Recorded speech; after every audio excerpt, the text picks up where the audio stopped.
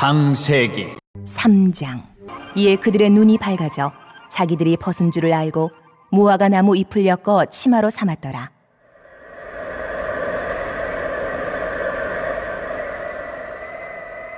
그들이 그날 바람이 불 때 동산에 거니시는 여호와 하나님의 소리를 듣고 아담과 그의 아내가 여호와 하나님의 낯을 피하여 동산 나무 사이에 숨은지라. 여호와 하나님이 아담을 부르시며 그에게 이르시되 내가 어디 있느냐? 이르되 내가 동산에서 하나님의 소리를 듣고 내가 벗었으므로 두려워하여 숨었나이다. 이르시되 누가 너의 벗었음을 내게 알렸느냐? 내가 내게 먹지 말라 명한 그 나무 열매를 내가 먹었느냐? 아담이 이르되 하나님이 주셔서 나와 함께 있게 하신 여자, 그가 그 나무 열매를 내게 주므로 내가 먹었나이다. 여호와 하나님이 여자에게 이르시되 내가 어찌하여 이렇게 하였느냐? 여자가 이르되 뱀이 나를 꿰므로 내가 먹었나이다. 여호와 하나님이 뱀에게 이르시되 내가 이렇게 하였으니 내가 모든 가축과 들의 모든 짐승보다 더욱 저주를 받아 배로 다니고 살아있는 동안 흙을 먹을지니라. 내가 너로 여자와 원수가 되게 하고 내 후손도 여자의 후손과 원수가 되게 하리니 여자의 후손은 내 머리를 상하게 할 것이요 너는 그의 발꿈치를 상하게 할 것이니라. 하시고 또 여자에게 이르시되 내가 내게 임신하는 고통을 크게 더하리니 내가 수고하고 자식을 낳을 것이며 너는 남편을 원하고 남편은 너를 다스릴 것이니라. 하시고 아담에게 이르시되 내가 내 아내의 말을 듣고 내가 내게 먹지 말라 한 나무의 열매를 먹었은즉 땅은 너로 말미암아 저주를 받고 너는 내 평생에 수고하여야 그 소산을 먹으리라. 땅이 내게 가시덤불과 엉겅퀴를 낼 것이라. 내가 먹을 것은 밭의 채소인즉 내가 흙으로 돌아갈 때까지 얼굴에 땀을 흘려야 먹을 것을 먹으리니 내가 그것에서 취함을 입었음이라. 너는 흙이니 흙으로 돌아갈 것이니라. 하시니라.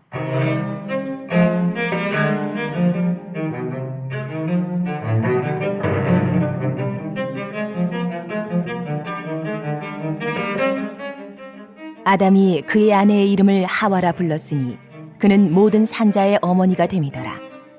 여호와 하나님이 아담과 그의 아내를 위하여 가죽옷을 지어 입히시니라. 여호와 하나님이 이르시되 보라, 이 사람이 선악을 아는 일에 우리 중 하나같이 되었으니 그가 그의 손을 들어 생명나무 열매도 따먹고 영생할까 하노라. 하시고 여호와 하나님이 에덴 동산에서 그를 내보내어 그의 근원이 된 땅을 갈게 하시니라. 이같이 하나님이 그 사람을 쫓아내시고 에덴 동산 동쪽에 그룹들과 두루 도는 불칼을 두어 생명나무의 길을 지키게 하시니라.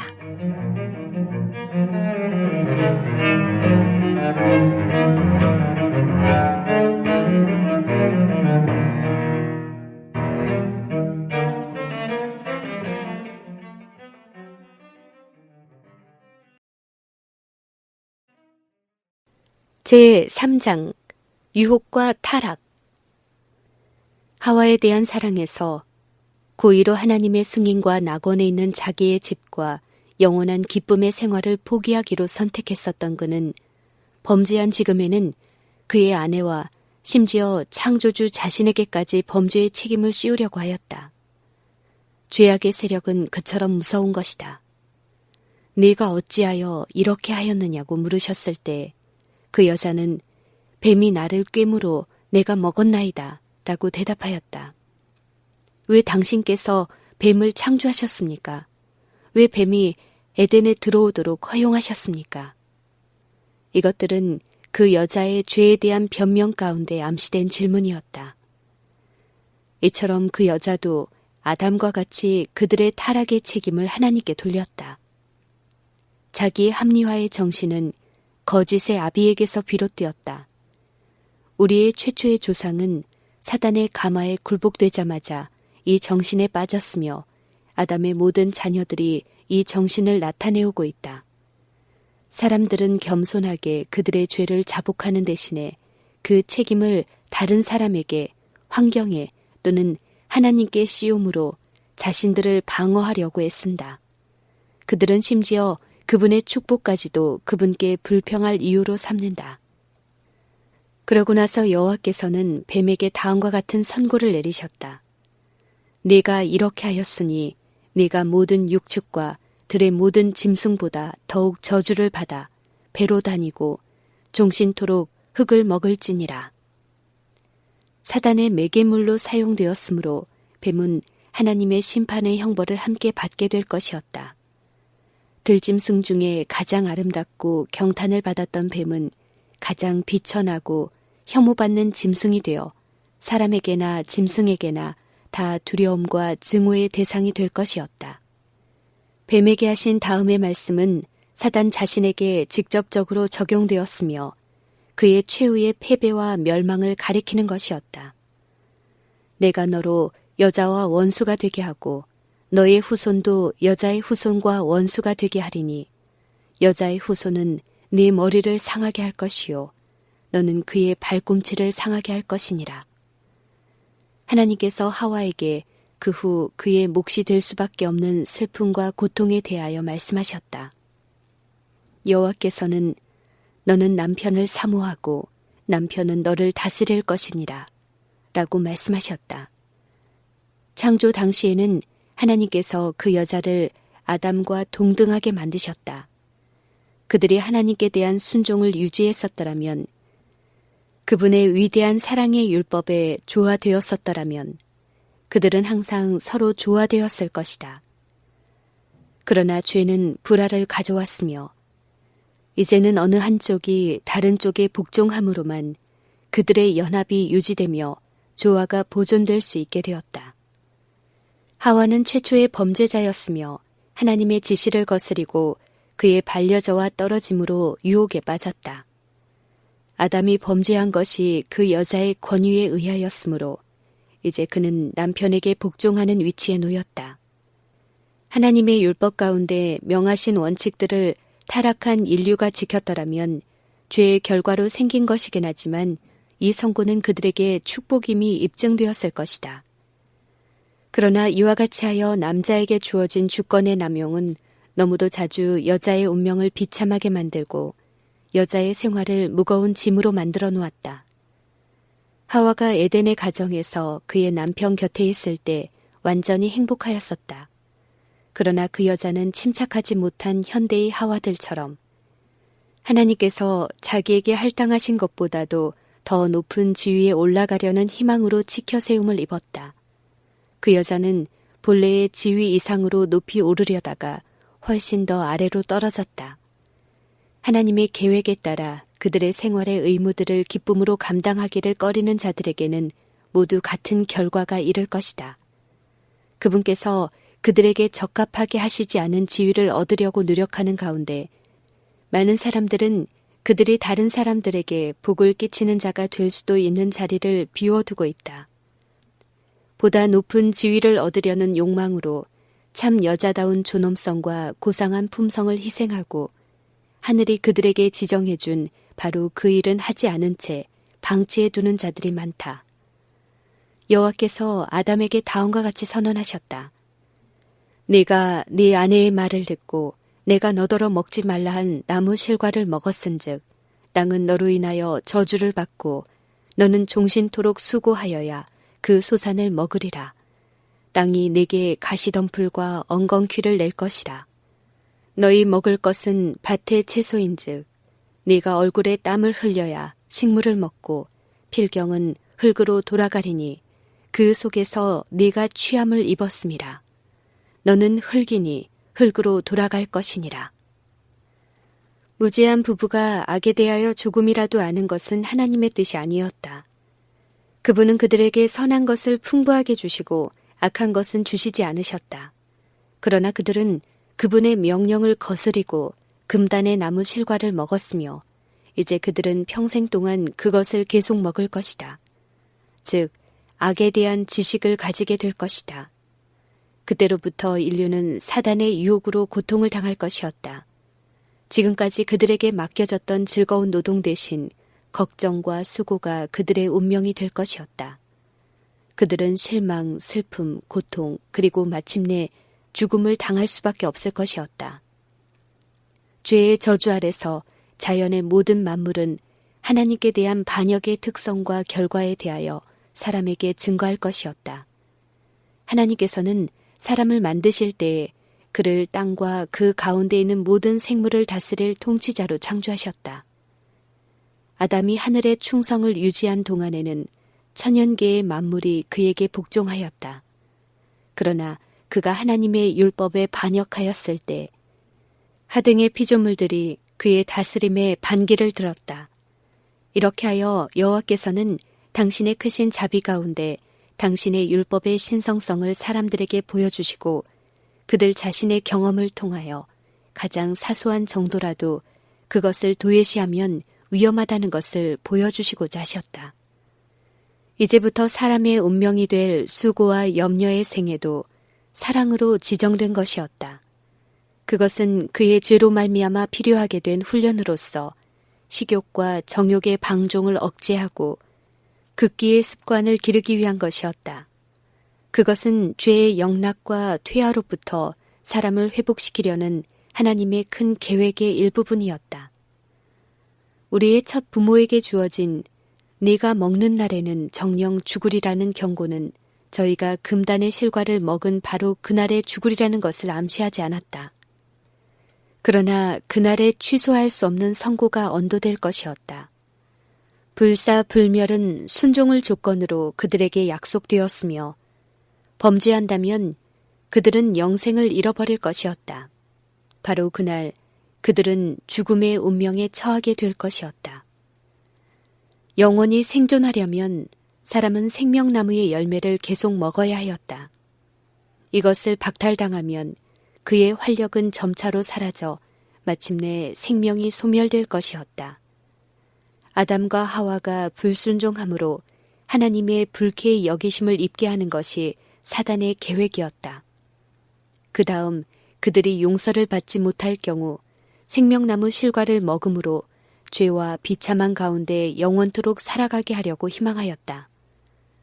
그러나 사람의 타락 후에 생명나무를 지키도록 즉시 거룩한 천사들이 명령을 받았다. 이 천사들 주위에는 번쩍이는 칼 모양의 광선이 비치었다. 아담의 가족들 중에 한 사람도 생명을 주는 과실을 따먹도록 그 장벽을 통과하는 것이 허용되지 않았다. 그러므로 불사의 죄는 하나도 없다. 우리 첫 부모의 범죄로부터 흘러나온 비애의 조수는 그처럼 작은 죄에 비하여 너무도 무서운 결과라고 생각하는 사람들이 많으며 그들은 사람을 취급하시는 하나님의 지혜와 공의를 비난한다. 그러나 그들이 이 문제를 더욱 깊이 살펴보면 그들의 과오를 깨달을 것이다.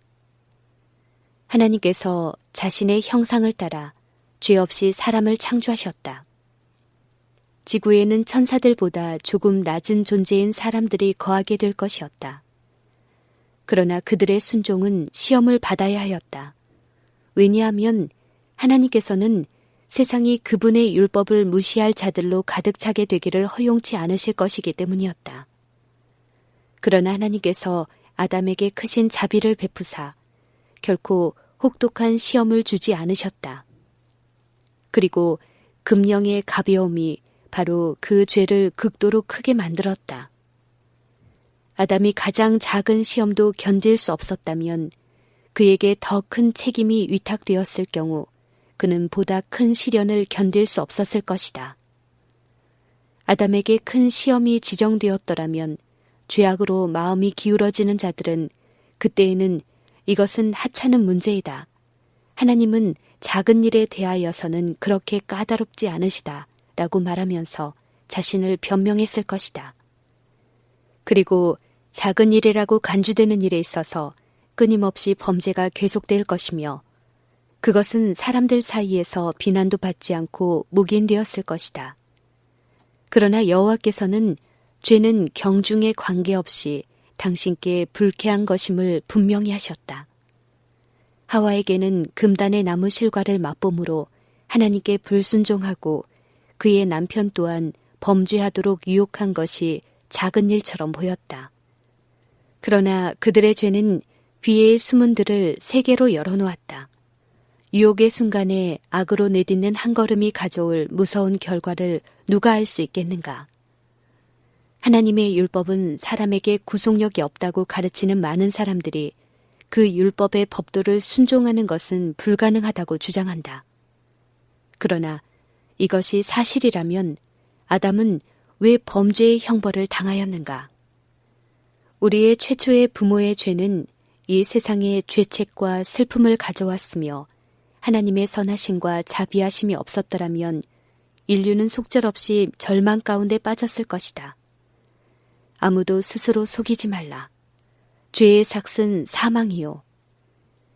인류의 시조가 범죄하여 사형의 선고를 받을 때와 똑같이 오늘날도 하나님의 율법을 범하고 벌을 받지 않을 수는 없다. 범죄한 후 아담과 하와는 더 이상 에덴에서 살지 못하게 되었다.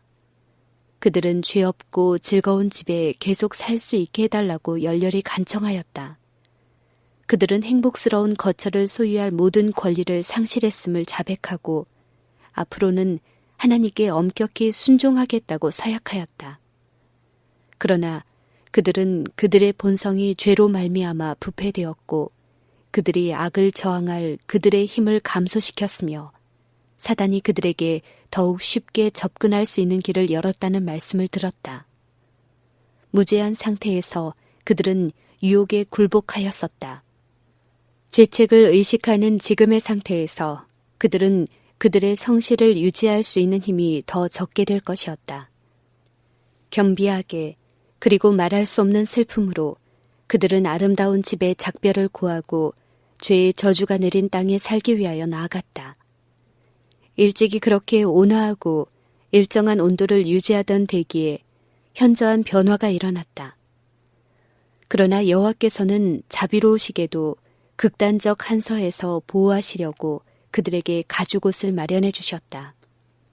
시드는 꽃과 떨어지는 잎 가운데서 최초의 쇠퇴의 징조를 목격하고 아담과 그의 반려자는 오늘날 사람들이 죽은 자를 인하여 슬퍼하는 것보다 더 깊이 슬퍼하였다. 연약하고 우아한 꽃들의 죽음은 참으로 슬픔의 한 원인이었다. 그러나 미끈한 나무들이 잎들을 떨어뜨릴 때에 그 광경은 죽음이 모든 생명의 운명이라는 엄숙한 사실을 마음에 생생하게 심어주었다. 에덴 동산은 사람이 그 즐거운 길들에서 추방된 후에도 오랫동안 지상에 남아 있었다. 타락한 인류는 오랫동안 그 무제한 시대의 집을 바라보도록 허락되었다. 그 들어가는 입구는 파수 보는 천사들로 말미암아 차단당했다. 하나님의 영광이 그룹 천사들이 경비하는 낙원의 문에 나타났다. 하나님의 영광이 그룹 사이에 나타났으며 후에는 이것을 쉐키나라고 불렀으며 이스라엘 예배의 중심인 지성소 안에 거하였다. 아담과 그의 아들들은 이곳으로 하나님을 예배하기 위해 나아갔다. 그곳에서 그들은 율법에 대한 순종의 맹세를 새롭게 하였는 바 바로 그 율법을 범함으로 말미암아 그들은 에덴에서 추방당했었다. 죄악의 조수가 온 세상을 휩쓸었고 사람들의 악행이 홍수로 말미암아 그들의 멸망을 결정지었을 때 에덴을 창설하신 손이 그것을 지상에서 철수시키셨다. 그러나 새하늘과 새 땅이 있게 될 최후의 회복의 때에 에덴은 태초 때보다 더 영광스럽게 단장되어 회복될 것이다. 그때 하나님의 계명을 지킨 자들이 생명나무 아래서 불사의 활력을 들이마실 것이다. 무궁한 세월을 통하여 무제한 세계의 거민들은 그 즐거움의 동산에서 죄의 저주로 더럽혀지지 않은 하나님의 완전한 창조 사업의 표본, 사람이 창조주의 영광스러운 경륜을 성취하였더라면 온 지구가 그렇게 되었을 표본을 바라볼 것이다.